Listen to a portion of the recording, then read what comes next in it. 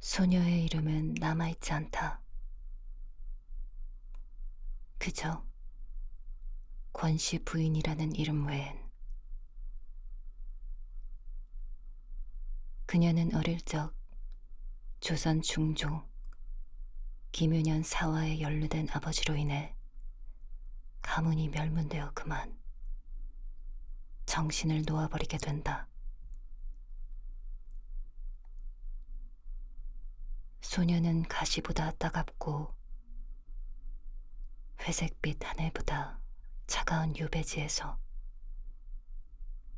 사는 것도 죽는 것도 아닌 영겁의 시간 속에 그를 만나였다.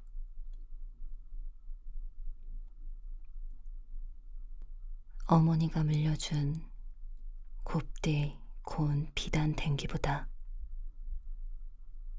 깊고 고요한 강물 같은 그에게 눈을 빼앗기기엔 충분했다.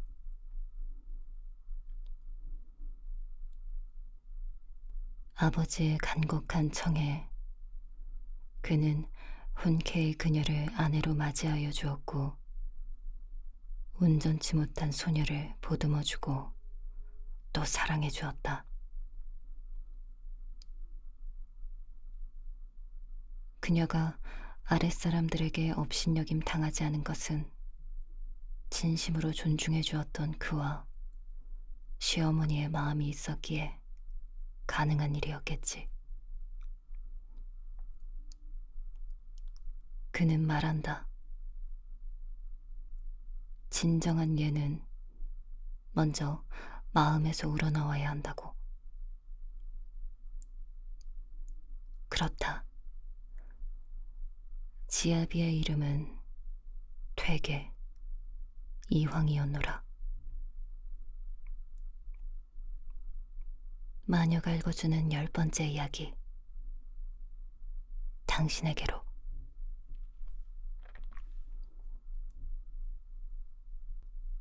제 마음은 여전히 당신과 함께 살던 산속 작은 달팽이 집에서 살고 있습니다.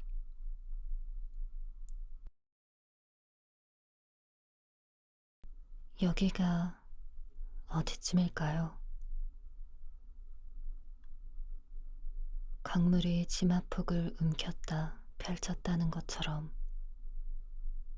양쪽 강변이 가까이 다가왔다가 다시 멀어집니다. 물속에 머리칼을 적시던 버드나무는 돛담배가 지나갈 때마다 두루 몸을 일으켜 손을 흔들고 백로는 우아한 날개짓으로 짙푸른 여름강과 숲 이곳저곳에 흰 포물선을 그으며 넘나듭니다.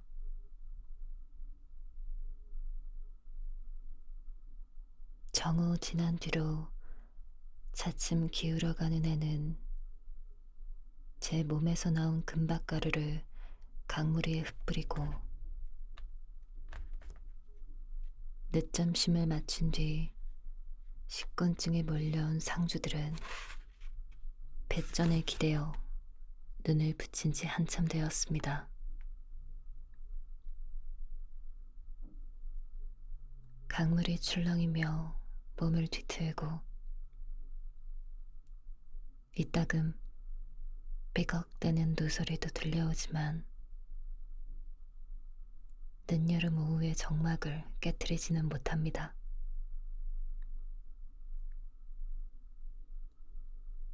막 이 세상을 떠난 이도 남은 이들도 모처럼 찾아온 고요에 다들 젖어 있습니다.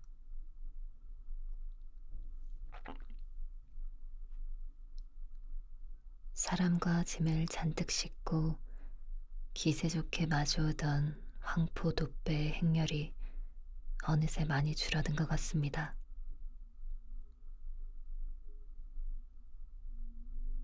아름드리 통나무를 싣고 물살 따라 거침없이 달려가던 떼배와 노꾼들의 함성도 드문드문합니다.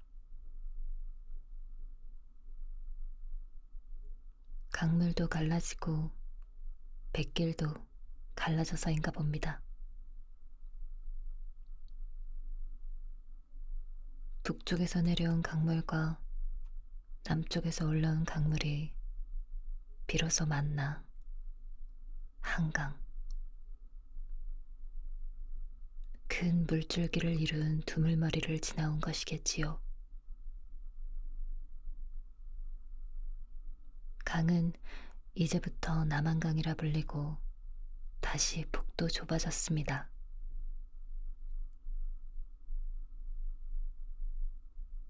영구를 실은 작은 배는 펄럭이는 돛도 작고 속도도 더디지만 그래도 조금씩 앞으로 나아갑니다.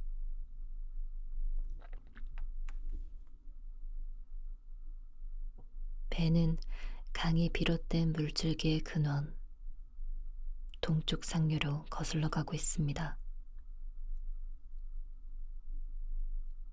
저 역시 그러합니다. 그리운 예안 오네.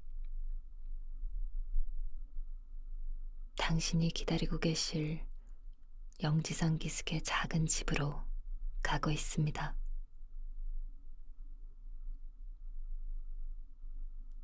우리가 부부가 되어 함께 지낸 곳, 달팽이 집처럼 작다 하여 지산와사라 부르셨지요. 그곳에 닿으면 이승을 떠난 저의 몸을 당신이 편히 뉘어주실 것입니다.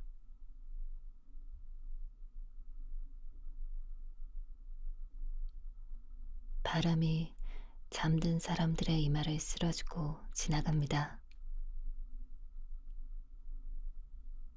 숭숭 구멍 뚫린 생배 상복 안으로도 들어갔다 나옵니다. 그럴 때마다 상주들은 몸을 뒤척이거나 가느다랗게 한숨을 내쉽니다.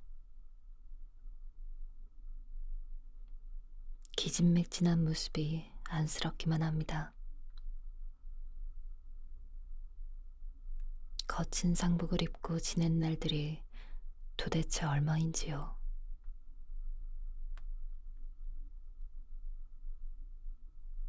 제 혼백이 몸을 벗어난 날은 1546년 7월 초 이틀입니다.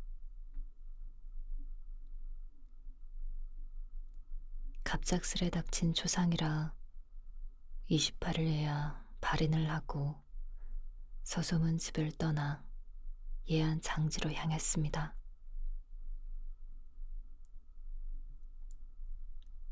광나루에 이르렀을 때 배편이 여의치 않아 지체해야만 했고 상류로 거슬러가는 뱃길은 더욱 더뎠습니다.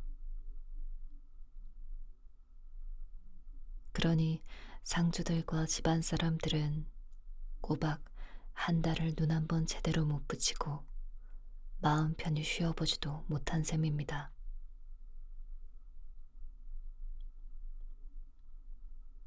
안 그래도 힘들다는 여름 초상입니다.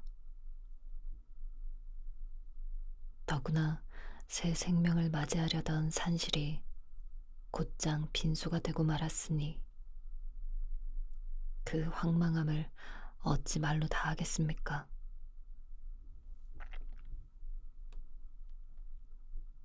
느닷없이 닥친 초상을 주관할 사람도 상청을 차릴 만한 재물도 없어서 얼마나 우왕좌왕했는지요.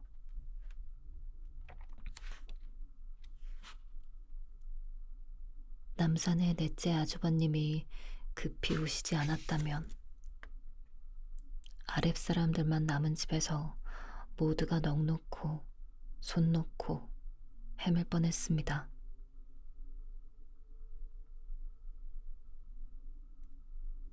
준과 채가 부랴부랴 상경한 뒤로 상가는 비로소 제대로 모양새를 갖추어 갔습니다. 먼 길을 한달음에 달려올 수 없었던 당신 대신 서둘러 보내신 것이겠지요. 머나먼 예안에서 서울집까지 흙먼지 풀썩이는 길을 달려오다 도중에 큰 비를 만나기도 하였답니다. 상가에 도착했을 때는 초췌하기 그지없었지만 장성한 두 아들의 모습은 미더웠습니다. 당신은 당부하셨다지요. 계모의 상이지만 친모의 상과 마찬가지로 마음을 다해 치르라고. 이미 몸을 벗어난 혼백이건만 그 이야기에 가슴이 저리고 목이 메었습니다. 괴물어도 제가 오죽합니까? 덜 된 데다 한참 모자라기까지 한 어미인걸요. 그 뒤로 정식으로 관을 마련하여 염습도 하고 빈소도 차렸습니다. 준과 채는 계모의 상이 아닌 어머니 상의 법도대로 오동나무 지팡이에 성근 3배로 지은 상복을 입었습니다. 아침 저녁 상식 때마다 젊은 상주들이 아이고 아이고 구슬프게 곡하노라면 아랫사람들도 함께 눈물을 냈습니다. 한칠하고 듬직한 두 아들의 빈소를 지키는 모습을 돌아가신 친정 아버님이 보셨다면 저 세상에서라도 눈물을 흘리지 않으셨을까요? 저보다 하루라도 더 살다 가겠노라 입버릇처럼 말씀하시던 친정어머님도 마찬가지셨을 것입니다. 저는 세상에 태어나 부모님께 근심밖에 안겨드린 게 없고 특히 어머님께는 이 세상을 먼저 떠나는 불효까지 저질렀습니다. 그러나 당신이 계셨기에 온전치 못한 딸을 두고 세상을 떠나신 아버님은 편히 눈 감으실 수 있었습니다.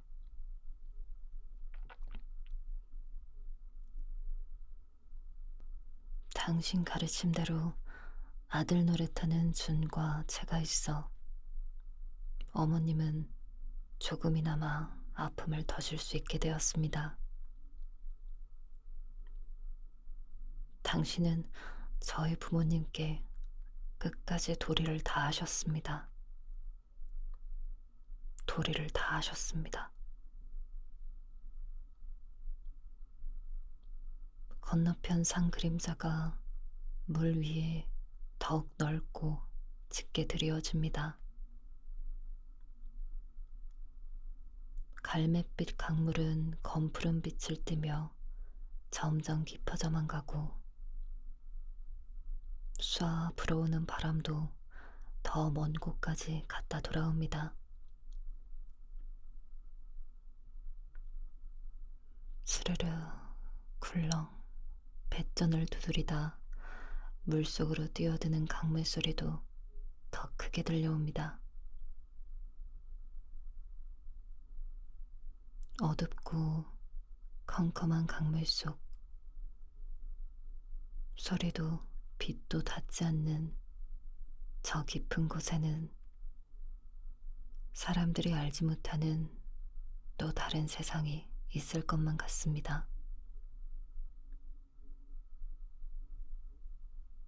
제 혼백이 닿을 세상도 그럴까요?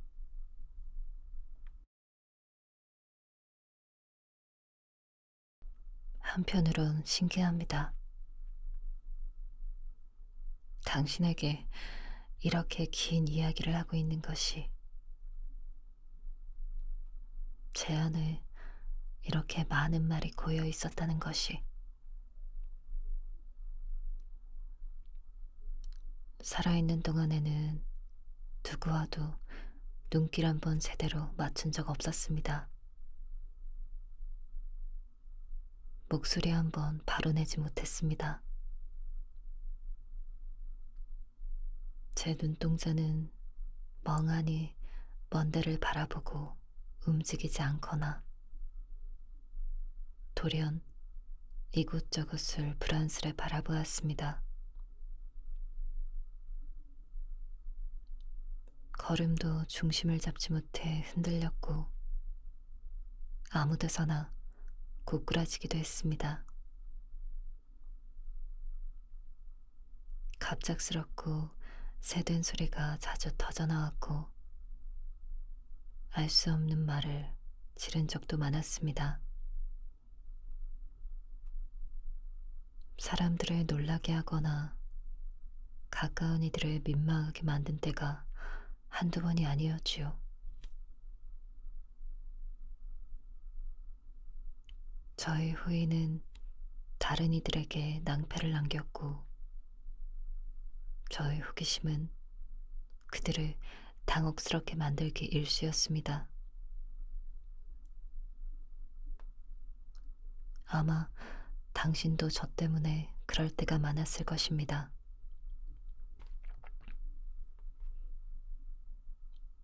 그런데 숨이 다해 혼백이 된 뒤로는 비로소 보고 싶은 것을 바로 볼 수 있고 하고 싶은 말도 마음속에서 제대로 길어 올릴 수 있게 되었습니다. 다른 사람의 마음이 짐작되기도 합니다. 저 상주들이나 이승의 사람들 누구도 제 말소리를 듣지 못하고 제 눈길도 느끼지 못하지만요.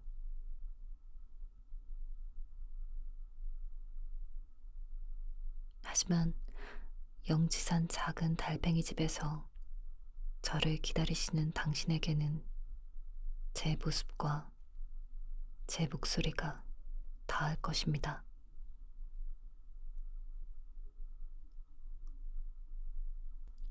생전에도 당신만이 저의 진정을 알아주고 바로 보아주신 것처럼 몸을 벗어나 혼백이 되어 다른 세상으로 가려 하는 지금도 당신은 저를 알아보실 것입니다. 눈물 글썽이며 저를 어루만지시고 저의 속말에 귀 기울여 주실 테지요.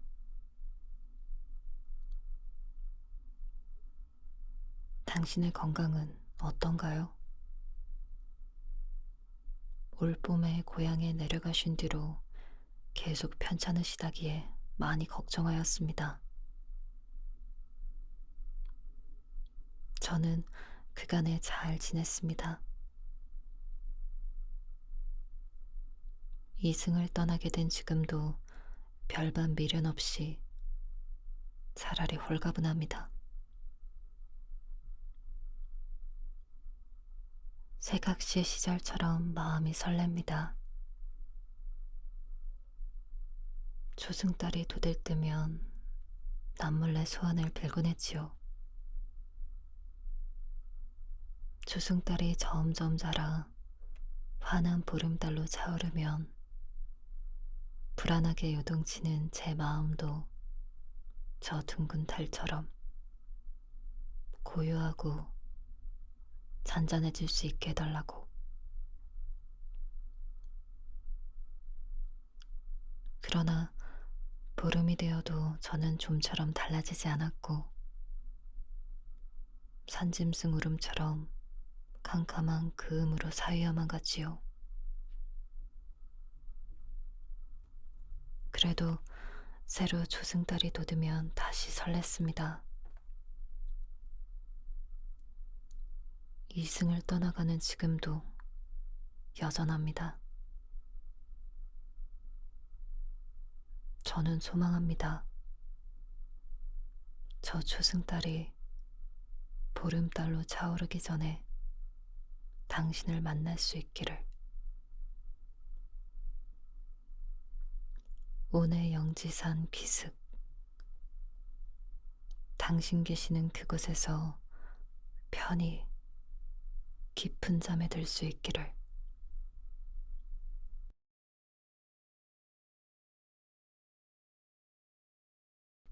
사흘 집을 떠나 어머님과 함께 예안으로 내려온 지도 몇 해 된 단오날 즈음이었습니다.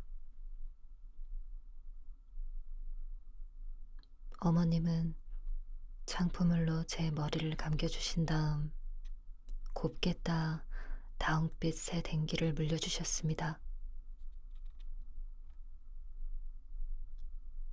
어릴 때 매던 복 좁은 도트락 댕기나 네모난 말뚝 댕기 대신 제비부리 모양으로 끝을 세모나게 접은 댕기였습니다. 귀한 비단에 탐스러운 모란꽃까지 수놓아져 있었습니다. 새 댕기를 들이고 문 안 올리는데 아버님은 착잡한 표정으로 오래오래 저를 바라보셨습니다.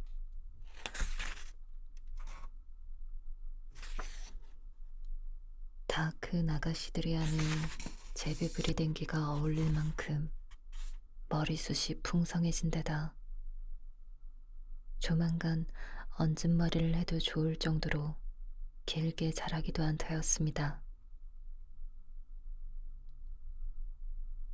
더는 귀밑머리를 앙증맞게 따맨 어린 딸이 아니었던 게지요. 그러나 보기와는 달리 저는 여전히 10살 안 된 아이에 머물러 있었습니다. 병이 오래가면서 어쩌면 그보다 더 어린아이가 되어버렸는지도 모릅니다.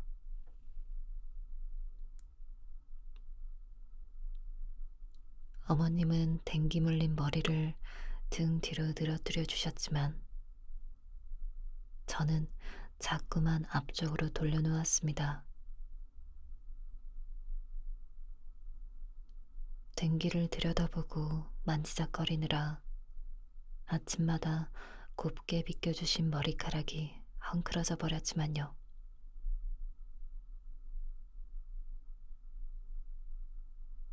부드러운 비단에 수놓은 모란꽃도 한참 들여다보았습니다.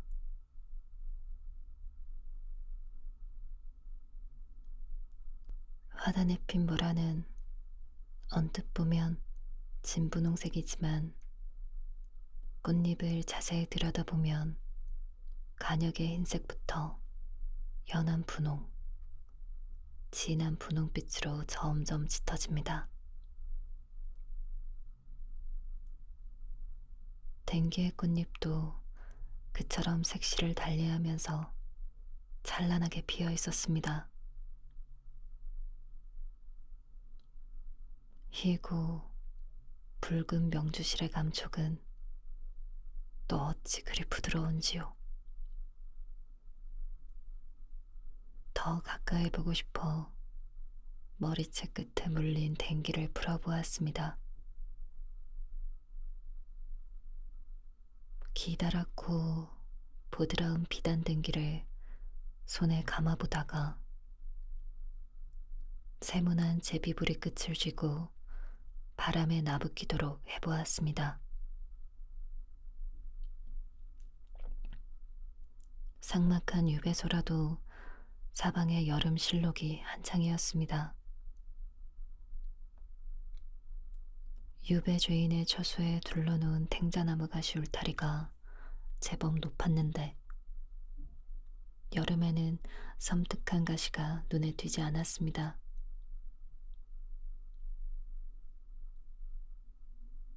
탱자는 가지도 가시도 잎도 온통 초록색이었으니까요.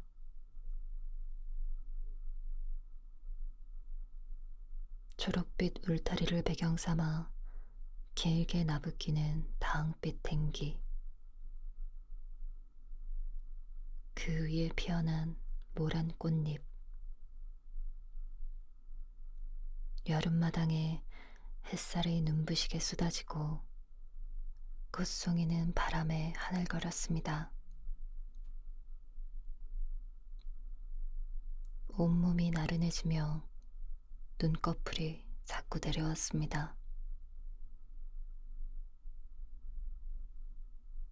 스르르 소나기에서 힘이 빠지며 나풀, 나비 날개짓처럼 모란 꽃탱기가 날아올랐습니다. 갑작스러운 허전함에 놀라긴 했지만 파란 하늘과 초록 울타리를 배경으로 유유히 유영하는 다홍색 탱기는 무척 아름다웠습니다. 저처럼 훨훨 날아보거나 헤엄쳐보고도 싶었습니다. 하나 그 순간은 몹시 짧았고 탱기는 이내 흙마당 위로 떨어져 내렸습니다. 모란 꽃송이도 꺾였습니다. 놀라 일어서는 바람에 위태롭게 묶여있던 제 머리칼도 흘러내렸습니다.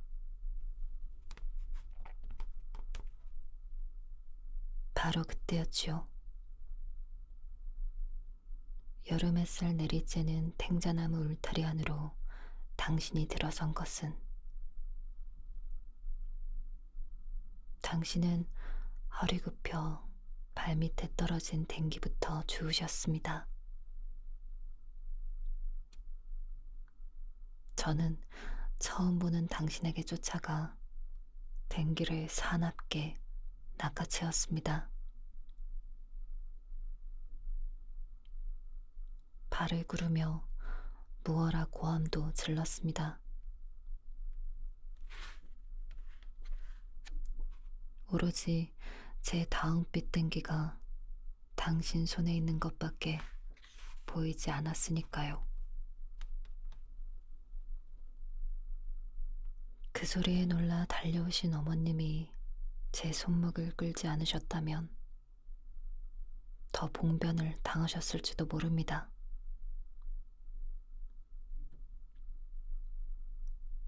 돌이켜보니 부끄럽습니다. 성난 얼굴에 괴이한 소리, 머리칼부터 온통 흐트러진 모습으로 당신을 처음 만났으니 말입니다. 당신도 당황하셨겠지만 이내 담담한 표정으로 그대로 서 계셨습니다. 어머님께 떠밀려 방에 들어가면서도 저는 분이 안 풀려 다시 돌아보았습니다. 잠깐 눈이 마주쳤지요. 그런데 처음이었습니다. 저를 그렇게 바라본 사람은. 그날 당신의 눈빛이 어떠했다고 할까요? 끝없이 높고 아득한 하늘 같기도 하고 깊고 고요한 강물 같기도 했습니다. 한없이 커다랗고 부드럽고 흰 모카솜인 듯도 했습니다. 갈 곳 없는 티끌이 날아와 붙는 것도, 함부로 버려진 구정물이 스며들어 오는 것도 얼마든지 받아들이고 감당할 수 있다는 듯 담담하고 고요한 눈빛이었습니다.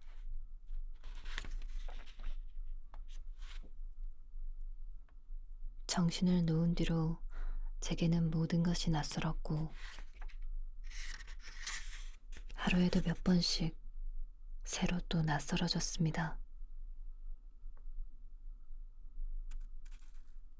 사는 집도, 입고 있는 옷도, 멋대로 움직이는 것만 같은 제 몸도, 때로는 아버님 얼굴도, 낯설기만 한 것이 아니라 낯선 세상과 사람들이 오로지 저만 밀어내는 것 같았습니다. 하지만 당신과 눈이 마주친 짧은 순간에는 달랐습니다. 좁고 각박해만 보이던 마당이 순식간에 너그러이 넓게 펼쳐지는 듯 했습니다. 아버님께서 먼저 어렵게 이야기를 꺼내셨습니다. 얼마 전에 돌아가신 부인의 기재를 치렀다는 소식은 들었네. 아이들이 어리니 이젠 자네도 얼른 마음을 정해야겠구먼.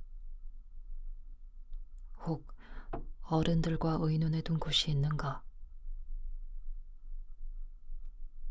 아직 집안에서 따로 말씀이 없었습니다.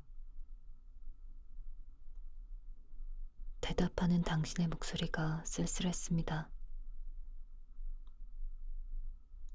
3년 전에 전부가 산후더침으로 돌아가셨는데, 지난 동짓달에 두 번째 기일을 맞은 것입니다. 새해에 장남 주는 8살. 태어난 지 한 달 만에 어머니를 여윈 채도 4살이었습니다. 아직 어린 아들들을 생각하면 마땅히 재혼을 서두르셔야 했습니다.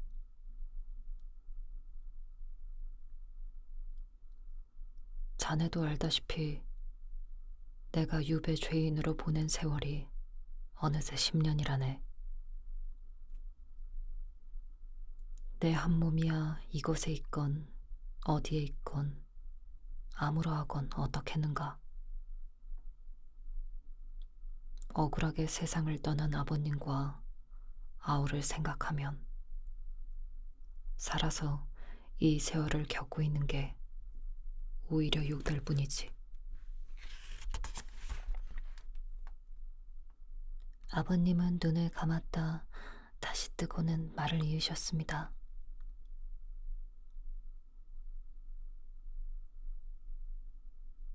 내 자에게도 면목없네만 한 번 맺은 부부의 연이라 어쩔 수 없겠거니 여기고 있네. 하나 자식의 일은 그렇게 되지 않는구먼. 아들이 있어 멸문의 우욕을 겪지 않는 것이 천만 다행이라고들 하네만, 부모 마음에 딸 아들이 다르겠는가. 딸아이라고 오욕이 없겠는가. 총명하던 아이가 더구나 저렇게 되고 말았으니 이제는 나도 늙어서인지 자꾸만 마음이 조급해지고 걱정이 몰려온다네. 이대로 풀려나지 못하고 눈 감는다 해도 나는 괜찮네. 하지만 나 떠나고 제 어미마저 가고 나면 전에 고아로 남을 딸아이가 걱정일세. 온 세상이 다 아는 것처럼 몰락한 가문에 정신도 온전치 못한 아이라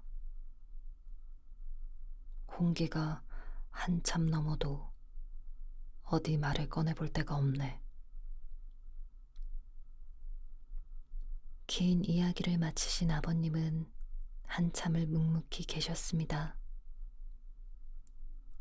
그러다 다시 결심하신 듯 말씀을 이었습니다. 희복에 염치 없는 소리라는 걸 잘 알고 있네만 자네가 내 딸을 거두어 주시지 않겠는가? 한 번쯤 생각이라도 해보시지 않겠는가? 그러고는 후유 크게 숨을 내쉬셨습니다. 차마 꺼내기 힘든 이야기라 무척 긴장하셨나 봅니다.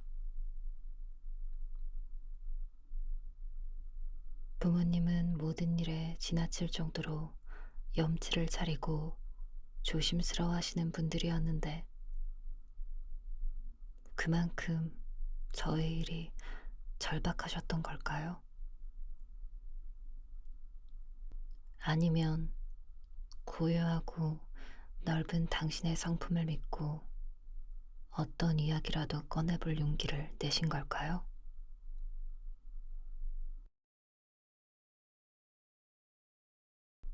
흔히 난 이듬해 가까운 영지산 기슭에 작은 집을 짓고 저희는 분가하였습니다. 한적한 곳에서 조용히 공부에 몰두하고 싶다며 어머님께 허락을 구하셨지요. 지금 돌아보니 저로 인해 벌어지는 크고 작은 수동이 편치 않으셨는지도 모른다는 생각이 듭니다. 당신 곁에서 많이 좋아졌다고는 해도 저는 여전히 대하기 힘든 사람이었습니다. 때와 장소를 가리지 않는 저의 고집에 집안 사람들이나 아랫사람들에게 민망해지신 적도 많았을 것입니다.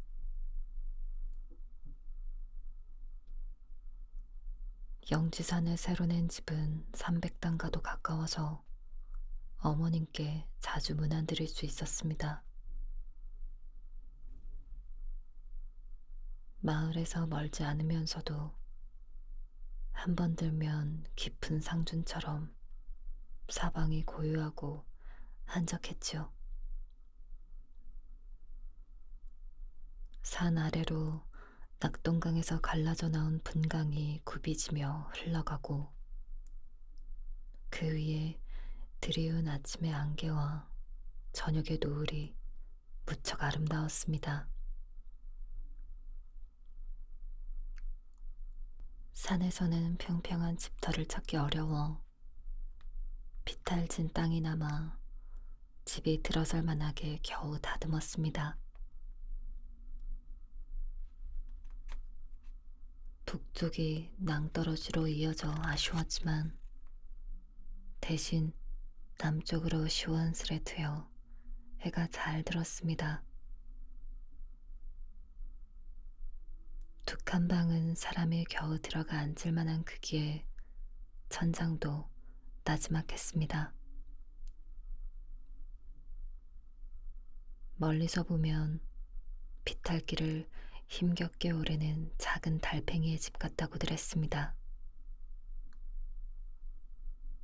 당신도 웃으며 와사, 달팽이 집이라 하셨지요. 지산와사, 영지산 기슭의 작은 달팽이 집.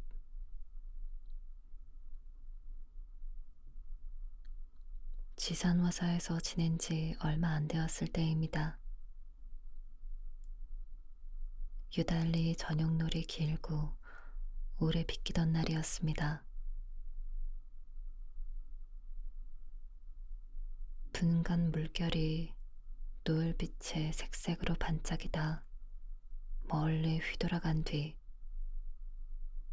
신비롭고 그윽한 빛을 띤 밤하늘이 수많은 별로 치장하고 모습을 드러내었습니다. 보름을 향해 가고 있는 반달도 그 위에서 환히 빛났습니다. 저문 강가나 길접해는 작은 풀꽃들이 별처럼 흐드러져 있었겠지요.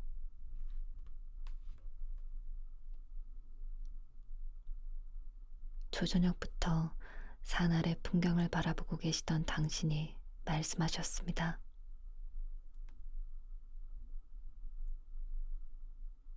날마다 산을 보고 달이 뜨는 것을 바라보며 살게 되었으니 무엇을 더 바라겠소? 나는 이제 꿈을 다 이루었소. 그러고는 모처럼 활짝 웃으셨죠. 저도 영지산의 작은 달팽이 집에서 지내는 것이 좋았습니다. 아버님의 유배소도 산 기슭에 이어져 있었지만 그늘이 짙어 어두웠습니다. 유배소를 쓰이면서 여러 사람의 한숨이 베어서 어딘가 음울했지요. 어머님이 내려와 지내시면서 조금 나아졌다고는 하나 그래도 오래 묵은 그늘을 완전히 지우지는 못했습니다. 하지만 영지산 달팽이 집은 산 중턱에 햇살 잘 드는 곳에 있었고 시원스레 트여 있었습니다. 밭 아래로 보이는 풍경처럼 제 마음도 구겨지거나 막힌 데 없이 탁 트이는 듯 했습니다. 아침상을 물린 뒤에 당신이 건너방 선보당에서 책을 펼치면 저는 달팽이 집 서쪽 오솔길로 향했습니다.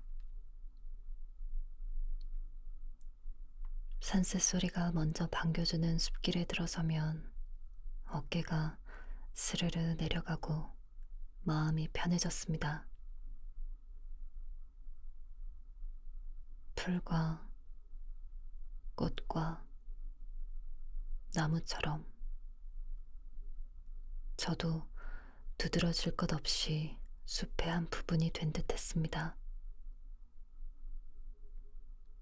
좀 더 깊숙이 들면 그곳에 깃들어 사는 산새와 다람쥐와 노루처럼 저도 산의 일부가 되었습니다.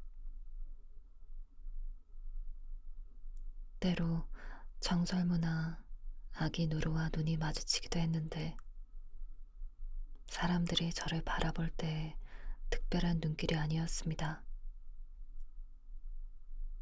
그저 나무를 바라보듯 꽃을 바라보듯 덤덤하게. 그러나 아기다운 호기심도 띤 눈동자로 바라보아 주었습니다. 지금쯤 달팽이 집 작은 오솔길에는 의아리가 한창이겠지요. 어느새 꽃이 지고 열매를 맺고 있을지도 모르겠습니다. 흰 털이 붙어 있는 열매는 꽃과 그리 다르지 않고 흰 꽃에는 잎에 초록색이 스며들어 서로 두드러지지 않았습니다.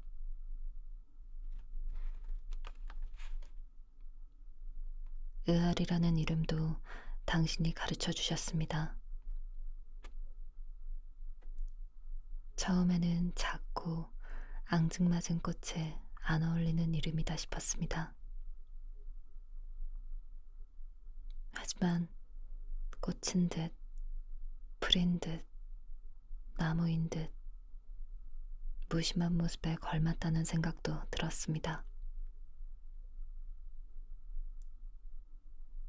제게서 자주 터져나오는 의미 없는 소리 같기도 했습니다. 온몸이 마비되어 걷지 못하는 사람을 의아리가 낫게 해주었다고도 하는데 그 여린 몸 어디에 사람을 살리는 기운이 담겨 있을까요? 새삼 신기하고 놀라워 들여다보았지만 무리진 덩굴꽃은 그저 예사로웠습니다. 하늘도 바람도 햇살도 사람을 살리는 모든 것이 그러하듯 늦도록 제가 돌아오지 않으면 당신이 숲으로 찾아오셨습니다.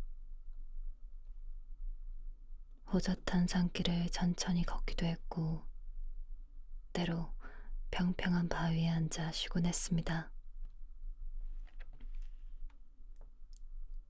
숲에서 저는 유배 죄인의 정신을 놓아버린 딸도 아니고 당신의 남다르고 모자란 아내도 아니었지요. 무심히 풀꽃을 바라보고 새소리를 들으며 저마다 생각에 잠긴 그저 산에 사는 사람이었습니다. 그러나 내내 산에서만 지낼 수는 없었습니다. 1년 뒤인 1532년 가을에 당신은 대거에 응시하기 위해 서울로 올라가셔야만 했지요. 그 다음에 봄에는 성균관에 들어가 한동안 계셨습니다.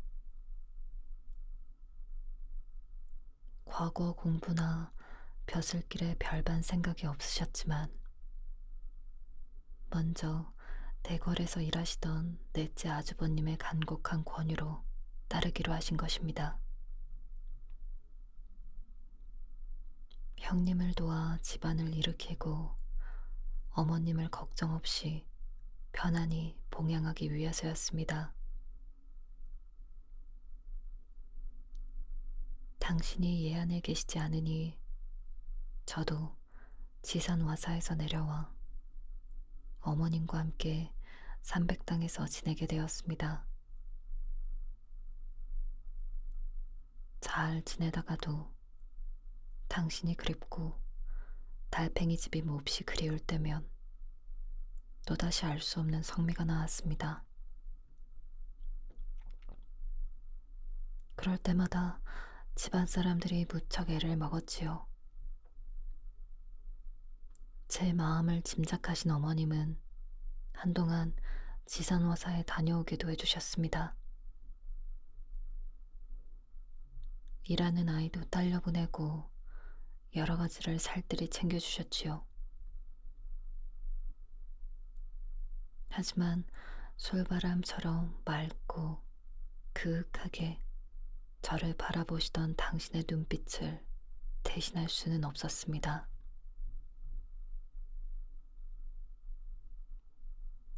여전히 저는 산속 작은 달팽이 집이 그립습니다.